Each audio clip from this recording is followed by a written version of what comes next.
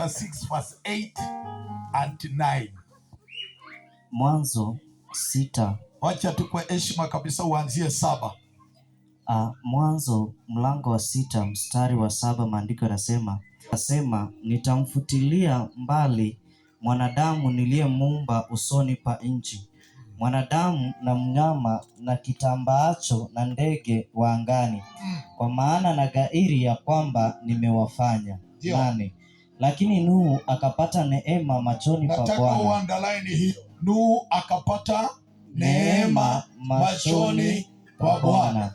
9. Hivi ndivyo vizazi vya Nuhu. Ndio. Nuhu alikuwa mtu wa haki, mkamilifu katika vizazi vyake.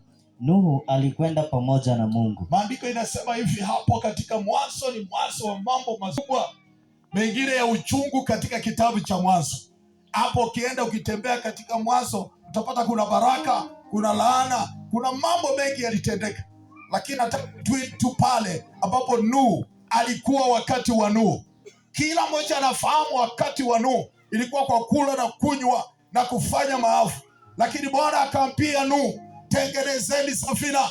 Watu walikataa kutengeneza safina, lakini Nuhu ndio aliyopata neema ya kutengeneza safina. Si tuseme amen? Alipata nini? Neema. Wakati watu walikuwa wanakunywa, wakati watu walikuwa wanaharibika na kufanya mambo yao, Biblia inasema Nuhu alipata neema.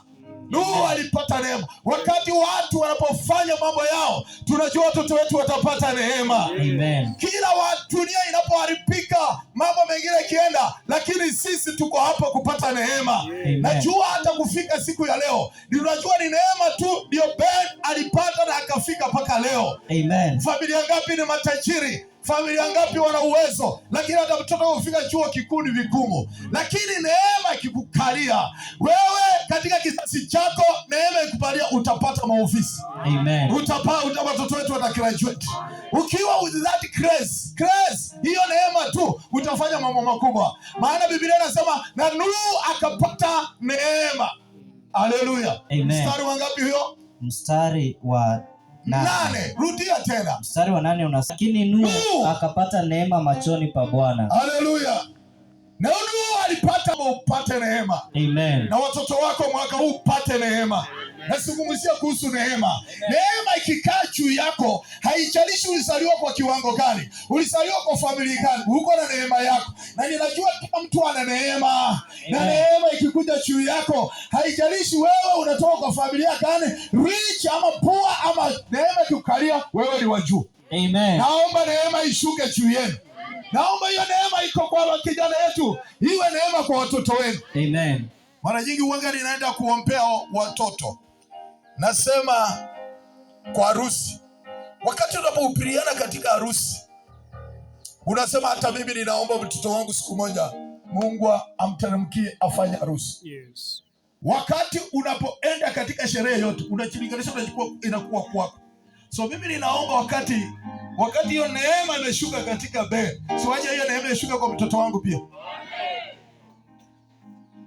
Asiyosema amen, nimemwona maana anajaa.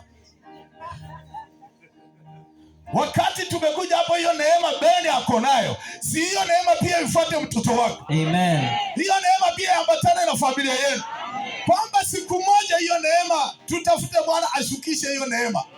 Wakati kizazi cha Nuhu kilipokuwa kimeharibika, lakini Nuhu alipata neema machoni pa Bwana. Na ninajua kwa sababu umefika hapa, hata watoto wenu wanaenda chuo kikuu wanaingia. Amen. Kwa sababu umekuja kutapu hiyo neema kidogo uambatane nayo. Si neema ya Mungu iambatane na watoto wako. Amen. Si neema ya Mungu iambatane na familia yenu. Maana Nuhu alipata neema katika machoni pa Bwana. Na hata sisi tupate neema, maana ni makanisa ikapa, pateni neema watoto waende chuo kikuu. Amen. Chuo kikuu kiwe juu ya watoto wetu. Leo tulikuwa tunafanya statistics kwetu, na tukapata kuna watoto wale wamepita, wako wangapi? Wale wako wanaenda chuo kikuu kanisani. Wale wamepita wale walikuwa president walikuwa 3. Wale ndio wako wanaenda chuo kikuu.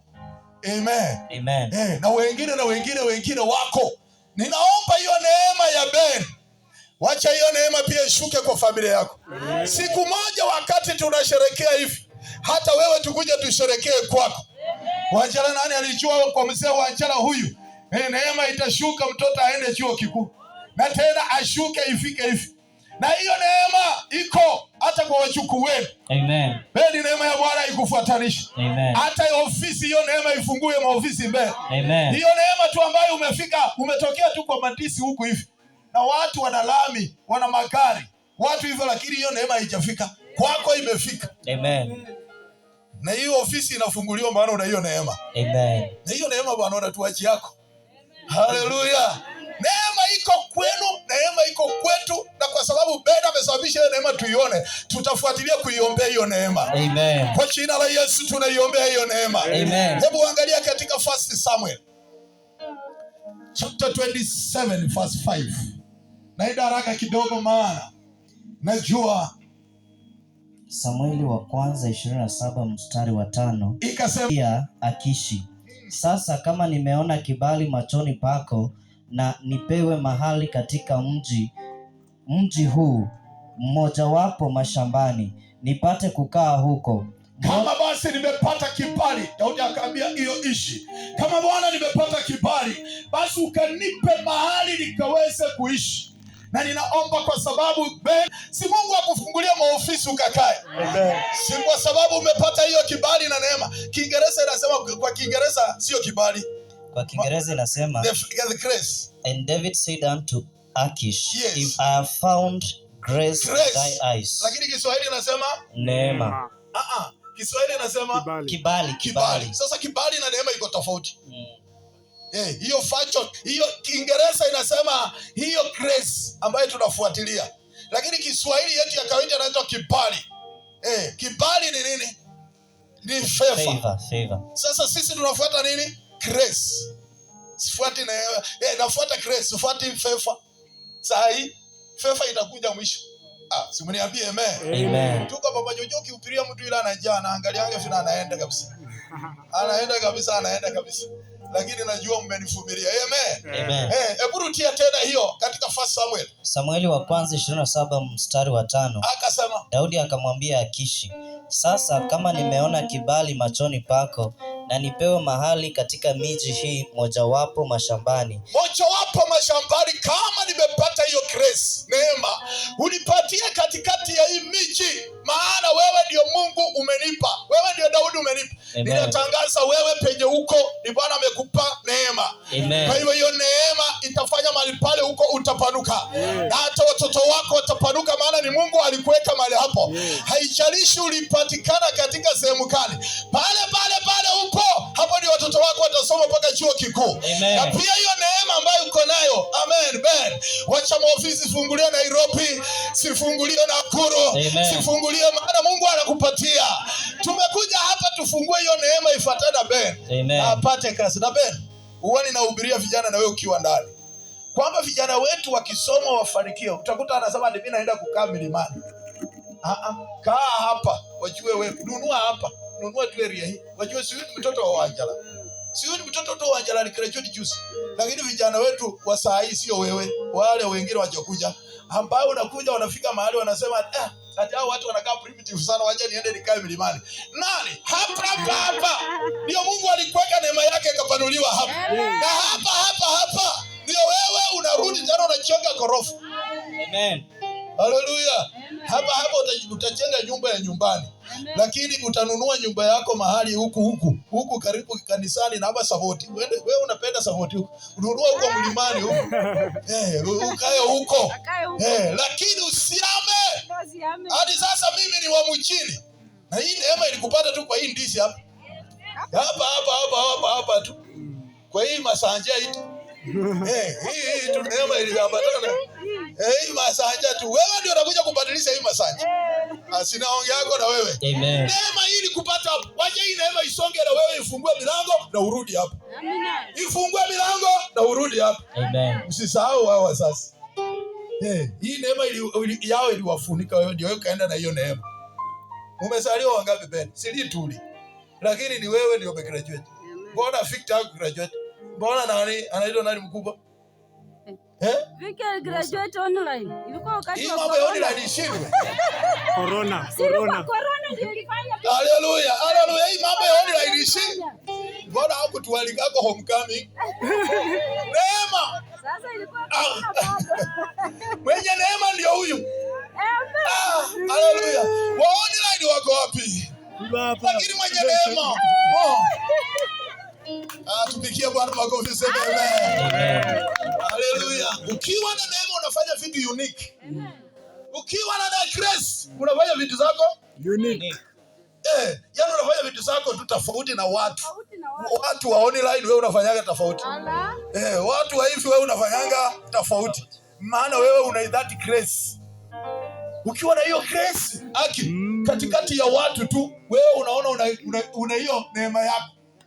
Naomba neema ya Bwana ishuke juu yenu. Amen. Utoke hapa na hiyo neema. Kila mtu ana neema yake. Penye unakaa wewe una neema yako. Kuna mwingine ana neema tu ya kufanya biashara. Fuatilia Mungu hiyo neema ikukalie biashara iendelee. Kuna mwingine ana neema tu ya kununua mashamba na kuuza. Kuna mabrokers. Amen. Useme na huyu anafanyaga lakini anafanya yake. Si neema ya Bwana iwakalie. Amen. Esther chapter 2 verse 17. Tunazungumzia tu grace. Karibu. Esther 2:17. Inasema Mfalme akampenda Esther kuliko wanawake wote. Kwa nini? Neema na kibali machoni pake. Mfalme alimpenda Esther kuliko wanawake. Mwanamke ambaye yuko hapa, mpenda kuliko wanawake hata wako mke mwingine, maana una neema yako. Esther alipendwa kuliko wanawake wote. Kati waluswero. Amen. Fashiti. Na kiburi kwingi. Mama ungekuwa na kiburi ungetoroka hapa. Hii neema tu ungeipata hii last point. Lakini ulivumilia mama. Mama Rose ukavumilia yote. Hata wakakuita majina ati wewe unauza kuku ovyo ovyo, unauza vitu ovyo ovyo, lakini mashamba ovyo ovyo, lakini Bwana alikuwa anajua penye atakuposition. Mama kwa hao watoto, huyu ndio wa chini, atapepa paka kina Victor juu. Amen. Victor sauri yako. Ulisaliwa wasije namba ngapi? Sasa kuna mtu amekupepa chini yake. Shikilieni huyu akitoka tu namna hii. Akifikita namna hii urefu unaanguka. Sasa huyo mtu ana neema yake tu. Naongeleshea neema, si ni sawa? Hiyo neema Esther akapenda kuliko wanawake wote. Kwa nini? Akapata hiyo neema machoni pa mfalme. Mama ambaye uko hapa asikuchalishe. Mzee wako na wanawake wangapi? Tafuta tu grace. Hiyo neema ya Bwana ikukalie. Atakupenda hata liwalo liwe. Maana una hiyo neema. Pengine una mambo ambayo unaona sio sawa. Na wewe naomba neema ishuke juu yako. Amen. Kila kitu utafanya, hautafanya kama wengine, maana una neema yako. Amen. Kwa kijiji hii. Huyu ndiye alikuwa mwalimu wake wa klasi gani?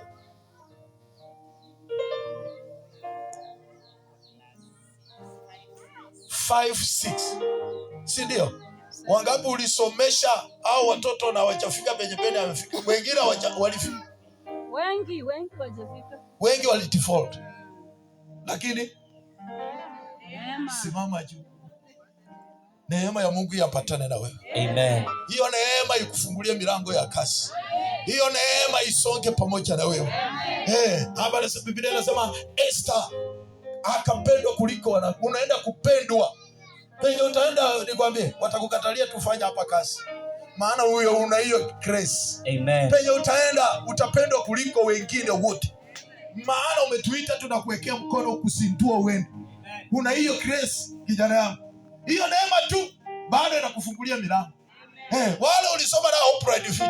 Si wewe ndio huyo unaona. Mwalimu wake mwingine alikuwa ni huyu. Mwalimu wake mwingine huyu chama hicho kitabu. Tumeongojea harusi yake kwa hamu. Juzi akaenda akateguka mkuru akasema inaanzanga hivyo tu. Kupata mke ni gharama. Anakimbilia mpaka mkuu inateguka. Lakini ana neema, amekaa muda mrefu. Lakini tunakuomba neema hii ya Ben, siwaje kushukia pia kuoa. Amen. Wewe sijui Mpokoti ama Mturkana ama Marakwet sijui ama wewe, lakini tumemngojea. Yes. Wangapi wanaongejea mke wa Evans? Amen. Wakati mkuu akicheza hapa kwa tukifanya namna hiyo. Nikasema harusi yake tutamuona tu. Hata mimi ndarusha kakoti hivi. Haleluya. Amen. Pigia Bwana makofi useme amen. Haleluya. Tunaomba hiyo neema uko nayo, Bwana asababishe baraka sikuje kwa boma yako. Amen. Kuliko majirani ambayo hawana hiyo neema. Leo neema ambayo iko hapo, ukiangalia surroundings, pengine ni wachache ambao wanafanya kitu kama hii. Kwa sababu huyu mtoto ana hiyo neema yake. Na hiyo neema yake tunamuombea leo.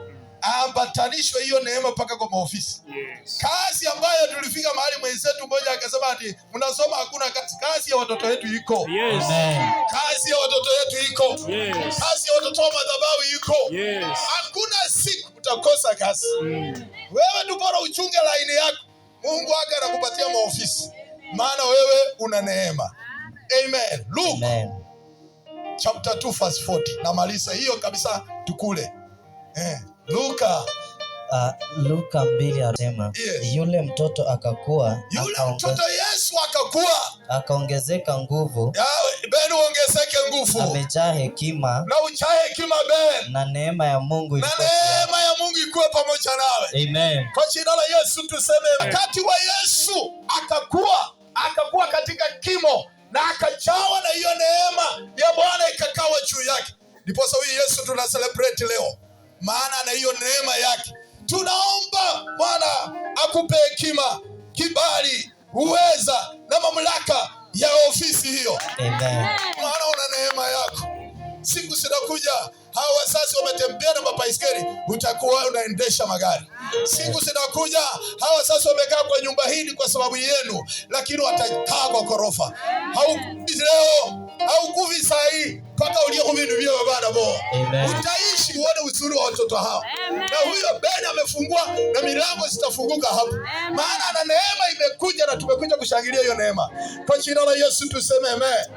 Chini yake akasemaje katika hiyo Luka? Inaendelea ikisema, Ndio. Fanya haraka Pastor David ama nikukimbize. Tumesoma Luka 2:40 na 40. Yule mtoto akakua, akaongezeka nguvu, amejaa hekima, na neema ya Mungu. So kidogo tunaenda kidogo. Tunasema Ben aongezeke Nguvu. Basi tunasema Ben aongezeke. Alafu na tena Ben aongezeke nini? Hekima. Ben aongezeke Hekima. Ben. Baba yako ni baba yako. Hata umefaa hii baba. Bado huwezi shinda hapa sasa. Hata liwalo liwe mtoto wetu. Hii University of Nairobi. Hiyo ni majira tu. Lakini hawa ndio wana baraka zako. Amen. Unasikia? Ukikairi tu Bwana akupatie hekima. Usikuja hapa tu mimi ni graduate. Haina hiyo. Kwa hao ukifika tu piga tu makoti. Hata akikuita jina ya nyumbani ni nani? Mabuka. Ati Mabuka. Aliye. Wewe tikia tuenda. Kuwa mchinga lakini kuna baraka kwao. Amen. Nataka ukue very strong with that favor na hiyo grace na Bwana akufungulie. Amen. Najua nimewachosha lakini nilikuwa nimezungumza mambo makubwa hapa. Na hii mambo makubwa lazima tumnenee. Haleluya. Kuna mambo ambayo nilikuwa nataka nisungumze hapa kidogo, sio kama nitaipata na nimemaliza. Maana Pastor Gemei anasema anasikia njaa. Pastor Gemei, ulikuwa umenisoesha sabati kukula kuku nyama. Hii nyama mimi walinitoa. Sasa wewe nikakuachia wewe. Hata wewe tulikula zaidi. Sasa tulikula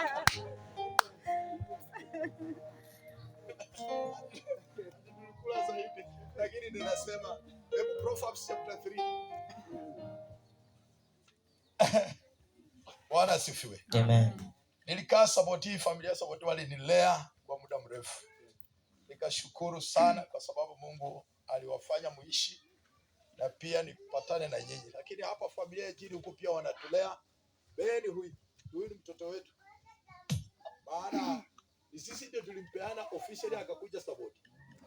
Yaani mweze watu wa Saboti wamesema amen. Tulipokuwa tumekuja hakuna kitu Pastor Kemei afanye huko kwao kwa watoto wao hao. Pretend kusimama. Ajo kuja mbele kuja. Ajua huyu mtoto akisaliwa Zipi akisaliwa na mama yaya yake akaita mama simama. Akisimama mama. Akasema kuja naangalia. Hatu wamesasi timu Pretend huko. Ndiye alikuwa amezaliwa.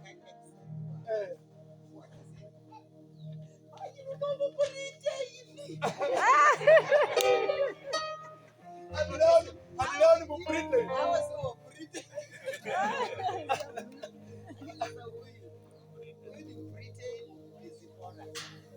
Hakuna kitu Pastor Keme angelifanya sauti. Hata nilikuwa nimekuja huko lakini baada ananiita niende nipatise. Naenda napatisa. Naenda nafanya mambo. Lakini katika nafasi hiyo ilipotimia wakati wa tata yake alikuwa aenda harusi. Ilikuwa sasa wana pre-wedding nyumbani. Na akasema, "Bishop, nisaidie kucheza keyboard." Alafu nikasema tunakuja. Na siku hiyo nilikuwa nimeenda huduma mahali.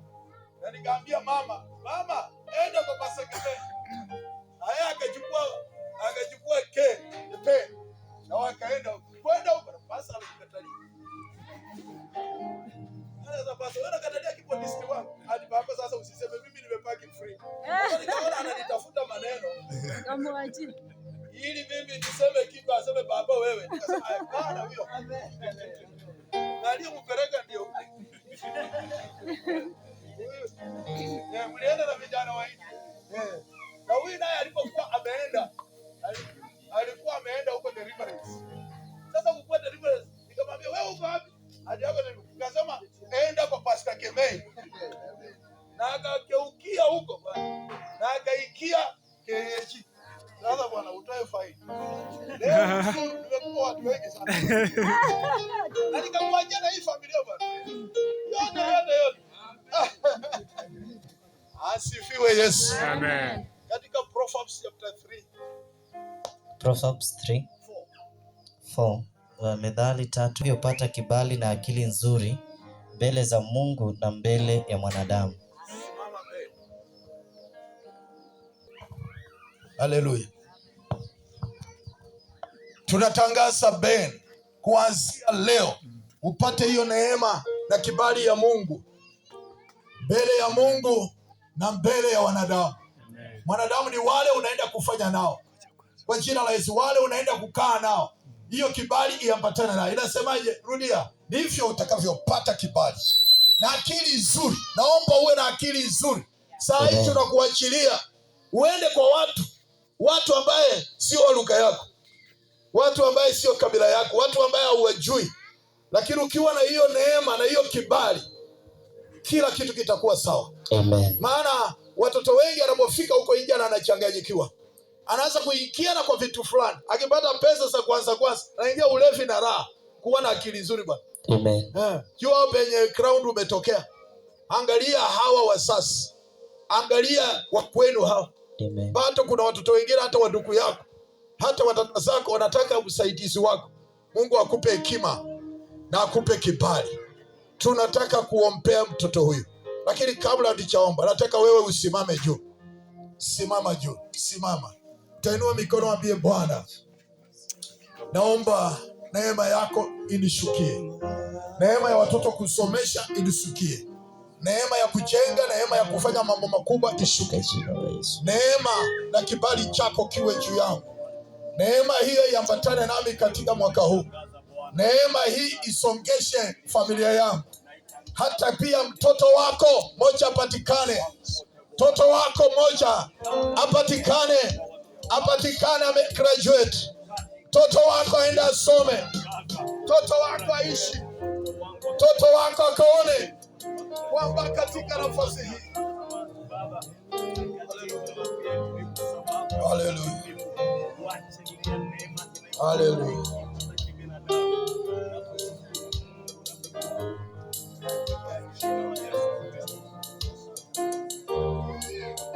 chukua hatua ya imani kusonga mpaka hapo penye watu wanakuona tena. Alafu Pastor David ataka usome Song of Solomon chapter 5 verse 15. Wimbo ulio bora 5:15. Maandiko yanasema miguu yake ni kama nguzo za marimari. Miguu yako hii Baba tunakuachilia. Tembee katika dhahabu ya fedha. Tembee hata wachawi hawatakufikia Baba. Usikujalishe chochote, maana Mungu anakuseti. Anakuweka sasa, unaenda kuwa tofauti na watoto wengine. So rudia tena, anasema na wimbo ulio bora 5:15. Ndio. Miguu yake ni kama nguzo za marimari. Ndio. Zilizowekwa juu ya misingi ya dhahabu. Ndio. Sura yake ni kama Lebanoni. Hebu kidogo, miguu yako itatembea katika dhahabu. Amen. Miguu yako ikubalike. Kubalike kwa serikali, kwa maofisi zote. Uishi na wasasi wako waone baraka za hizi miguu. Kwa jina la Yesu na ufanikiwe. Amen. Penye utakaa utaishi, utaitiwa magazi. Amen. Kazi nyingi utaitiwa katika maofisi. Na utaenda na utakosa kazi. Halafu hiyo katika hiyo tena sema sura yake ni kama Lebanoni. Sura yako penye utafika, watu wakikuona watakubalika na sura yako. Amen. Kuna watu wana roho ya kukataliwa, lakini sura yako kwa kila ofisi itakuwa kama Lebanoni. Ingia hivyo na hiyo kibali. Ingia hivyo unakubalika. Amen. Tuseme amen. Alafu inasemaje? Ni bora mfano wa mierezi. Bora mfano wa mierezi. Psalms chapter 1 verse 1 to 3. Psalms, Zaburi 1:1-3. Inasema, heri mtu yule asiyekwenda katika shauri la wasio haki. Sasa umegraduate Baba. Usiende kwa shauri ya watu wajinga, wasio haki, walevi. Sasa wewe ni mtu tofauti. Uwe mfano katika kijiji, uwe mfano katika kanisani, uwe mfano katika watoto wote, maana wewe ni heri. Ole ni yule mtu ajijui, lakini wewe ni heri, maana wewe ni mtu tofauti. Sisi tunakuamini, so tunakuachilia kwa mchi huu kwamba wewe ni mbarikiwa. Ndio akisoma akisema nini? Wala hakusimama katika njia ya wakosaji. Usisimame katika watu unapatikana kwa vikundi vya vijana, wakata watu mapanga na wewe ni graduate. Usisimame na watu wanafuta maskara mapangi na wewe ni graduate. Wacha kuwe na utofauti mtoto wetu. Sisi tumekungojea uwe ulete utofauti katika mji huu. Tumekungojea ulete utofauti kanisani. Reason kama mtu yule ni graduate. Mai talking to you. Sawa. Na ino wako mkono hivi. Alafu kimalizia nasema, inamalizia ikisema wala hakuketi barazani pa wenye mizaha. Misaa beni watoka huko. Misaa tukikana wenzako, hiyo misaa unasafanya, lakini usisoee misaa. Sawa amen. Kama mkono juu. Amen. Alafu mstari wa 2, bali sheria ya Bwana ndiyo ipendezayo. Ndio. Na sheria yake huitafakari mchana na usiku. Tafakari neno la Mungu mchana na usiku. Maana ni Mungu tu ndiye amekubeba umefika, sio akili yako. Ni Mungu tu, kwa sababu umekatalia hiyo keyboard. Twanga tu hiyo keyboard. Endelea kusifu Mungu. Kaa kwa madhabahu ya Mungu kila siku. Itafakari uzuri wa Mungu. Maana wangapi hata ulianza nao hawakumaliza chuo kikuu. Wangapi wana pesa wa kutosha wasomesha watoto wao na wana. Na wewe ona pia baba yako bila anafanana, ona mama bila anafanana. Ona mji wenu bila unafanana baba mji huu. Sisi tunakuachilia na baraka za wasasi na baraka za makanisa. Enda tunakutegemea. Na Bwana anatuma malaika. Ukisoma Exodus 33 verse 2 inasema na tumana malaika wataenda mbele zako, atawafukuza wenye wachawi na walaana, na wewe unapita. Anasemaje? Kutoka 33 mstari wa 2. Ndio. Nami nitamfukuza malaika, nitamtuma malaika aende mbele yako. Mungu atumane malaika waende mbele yako. Nami nitamfukuza Mkanani, fukuza Wakanani, wachawi na Waamori na watu na Mhiti na Mperezi na Mhivi na Myebusi. Bwana anaenda kufukuza usiogope. Wachawi wako lakini hawaufikii wewe. Wenye laana wako lakini haikufikii. maana wewe umepita kiwango hili. Sasa utapiga makoti. Leta vitu. Wachungaji mtakuja. Pastor Kenneth.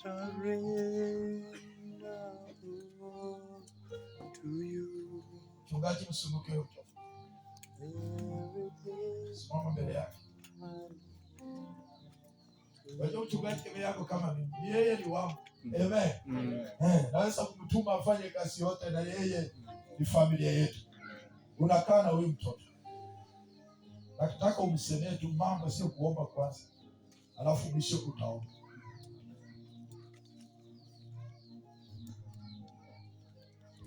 Amen. Bwana Yesu asifiwe. Mimi kwa kijana mbele nataka nimshauri ya kwamba asiwache kanisa, asiwache kumtumikia Mungu, aendelee na shughuli anazozifanya na pia akumbuke nyumbani kwao. Nyumbani kwao wanajua vile tuko, amelelewa hapa, anajua inatakana akuja aimarishe mahali hapa pawe pazuri zaidi. Hata akiwa na wageni hataki kuwaleta nyumbani kwao. Asiwatake kuwapeleka town, mjini, hoteli, awalete wa nyumbani. Tuombe. Baba wa mbinguni, katika jina la Yesu, wewe Mungu siku zote tumekukimbilia. Na Baba, umekuwa tegemeo katika njia zetu siku zote. Na hata kwenye mchana wa leo, jioni hii njema, tunamkabidhi Ben mikononi mwako. Wewe Mungu umemfanikisha katika kazi hii. Umemleta umbali huu mfalme. Na ni ombi na tamanio letu ya kwamba Baba hautamwacha hata. Yeye Mungu atakutumikia. Mwezeshe akutumikie. Mwezeshe katika upekee wako ili akatende kazi yako kwa utukufu wa jina lako. Na hata tunapomwombea jioni ya leo, tunakumbuka hata na wazazi wake kwamba yeye Mungu aweze kusimama na jamii yao kwa utukufu wa jina lako. Asante Rabii. Fungua kila milango ambazo zimefungika mbele zake. Fungua kila milango ya fedha na kazi ili akaweze kupata kakutumikie for the glory of your name. Father, we thank you. Thank you for his life. Thank you for his work. Thank you for his undertaking. Thank you for his brothers and sisters. Thank you for his parents. And as my father, the boy, walks out, he be a blessing to them all for the glory of your name. We thank you, Father. In Jesus' name, I do ask and pray. Baba, ninaomba neema na kibali kiambatane na Ben. Atakapotoka katika mji huu, ofisi zinafunguliwa. Anapotoka katika mji huu, anapata kibali kwa kila ofisi. Bwana Yesu, tunamwombea uzima na afya. Hakuna siku atakuwa mgonjwa wa Ben, ili akuja tegemeze wazazi wao, ili akuja simame na wazazi wao. Mji huu Ben anaubadilisha. Bwana anabadilisha wazazi wao. Mungu nampa utajiri kwa mikono hii. Hii mikono naweka fedha. Hii mikono naweka fedha. Yeye ndiye anaenda kulea. Atakuwa Bwana sehemu katika wazazi wao. Baba, asante. Wacha akaweze kuwa pila kwa mji huu. Awe tegemeo kwa mji huu. Tunamwombea baraka na neema na kibali kiambatana na yeye. Kila laana yoyote ya ukoo, kutoka upande wa kina mama, kutoka upande wa kina baba, haitafikia Ben katika jina la Yesu. Asante Mungu. Tunamwekea wakfu mbele ya kanisa, mbele ya kijiji, mbele ya jamii, kwamba Ben ni mbarikiwa kwa jina la Baba na la Mwana na Roho Mtakatifu. Tuseme amen. Ben utasimama na utaenda kwa wazazi wako. Wekee wazazi wako hapo, mnasaketi.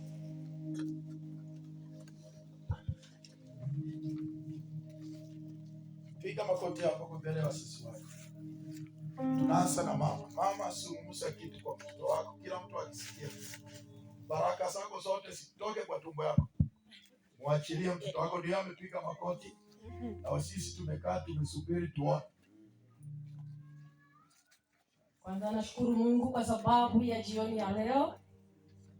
Ninaposema nasema tu Baba asante, kwa sababu kwa umbali huu imekuwa changamoto, na ninasema tu ni asante, kwa sababu hata asante yangu, hata yale maneno nilikuwa nimeandaa kuyaongea, hata yamenipita na imenipotea kwa sababu ya furaha. Amen.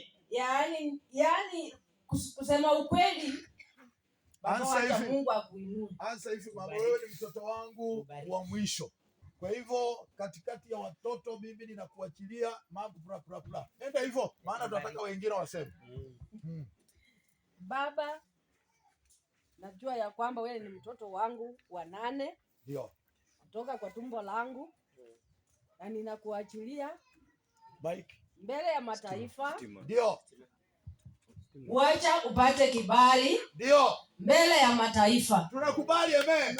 Wacha upate kibali. Ndio. Kwa majirani. Ndio. Marafiki. Ndio. Maadui. Ndio. Ukoo. Ndio.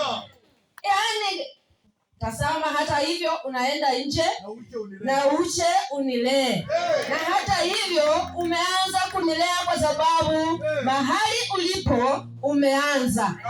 Ungekuwa huko, mimi furaha yangu na baraka zangu napeananga mtoto nikijua ya kwamba hata wacha shilingi hata uwe upate lakini umemaliza pesa yangu. Na hii pesa yangu na shamba yangu baba na mama alinipea. Baba, nimejua ya kwamba unanirudishia. Na Mungu wa amani akakubariki, akupe kibali. Mungu aendelee kukupa kibali. Na najua ya kwamba utarudisha vyote. Na ukabarikiwe. Upate kibali huko nje. Amina. Asante.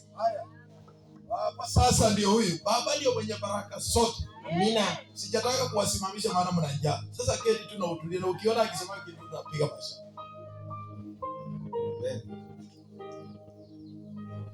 Nianzia Mombasa bwana. Ala nikakwambia ngoja usomee huku kakataa. Ukaja nyumbani. Lakini naona still unafanya kama vile ulikuwa unafanya Mombasa.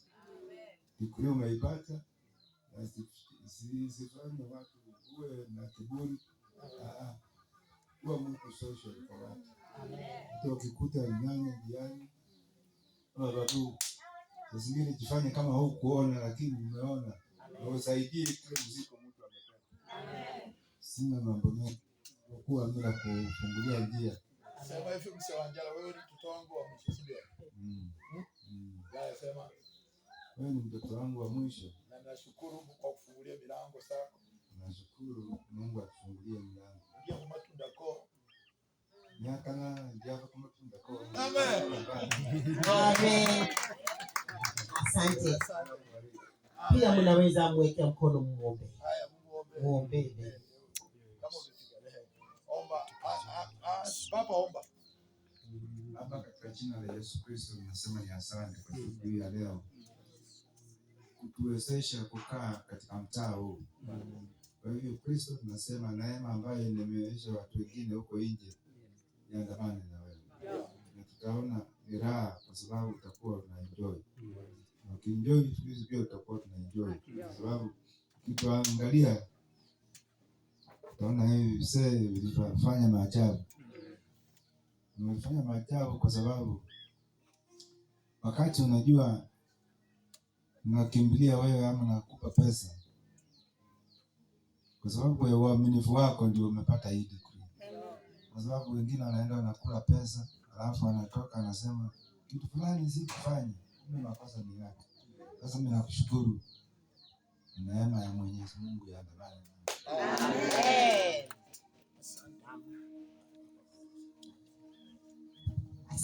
Bwana asifiwe. Wacha turudishe program kwa Reverend kwa ingine.